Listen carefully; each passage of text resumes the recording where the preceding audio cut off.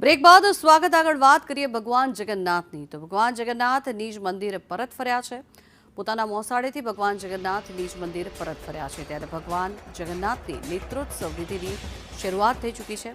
જગન્નાથજી, સુભદ્રાજી અને બલદેવજીની આંખે પાટા બાંધવામાં આવશે।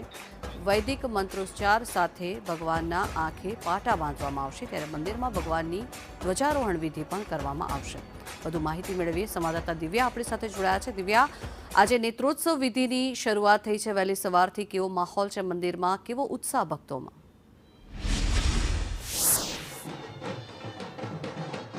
જંખના હૈયેથી હૈયું દડાય તેવી આ નગર યાત્રા પહેલા જે ઉજવાતી નેત્રોત્સવની વિધિમાં અનેક ભક્તો છે તે દર્શનનો લાહવો લેવા આવ્યા છે। જ્યારે રથયાત્રા પહેલા જે ઉજવાતા પ્રસંગો હોય છે તેમાં જ એક નેત્રોત્સવ કે જ્યાં પહેલા ધ્વજારોહણ છે તે કરવામાં આવતી હોય છે અને જે બાદ ભગવાનને આંખે પાટા બાંધવામાં આવતા હોય છે। નેત્રોત્સવની વિધિ છે તે થઈ ચૂકી છે અને હવે થોડીક જ વારમાં ભગવાનના આંખના જે પાટા છે તે ખોલવામાં આવશે, પરંતુ તે પહેલા અહીંયા ભગવાન જગન્નાથના ધ્વજારોહણ છે તે વાજતે ગાજતે ઢોલ નગારા શરણાઈઓ સાથે કરવામાં આવી રહી છે।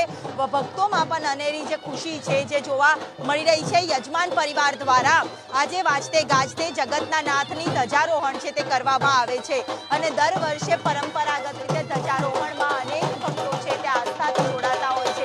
એ જ ઉત્સાહ સાથે અહીંયા રથયાત્રાના પર્વની સેલિબ્રેશન છે તે કરતા હોય છે। એ જ ઉત્સાહ સાથે અહીંયા ભક્તોમાં પણ અનેરો જે ઉત્સાહ છે તે પણ જોવા મળતો હોય છે અને રથયાત્રાના પર્વની ઉજવણી સાથે અહીંયા તમામ ભક્તોમાં જે આતુરતા હોય છે તે પણ અહીંયા જોવા મળતી હોય છે અને આ સાથે જ વાજતે ગાજતે જગતના નાથનું ધ્વજારોહણ કરવામાં આવે છે।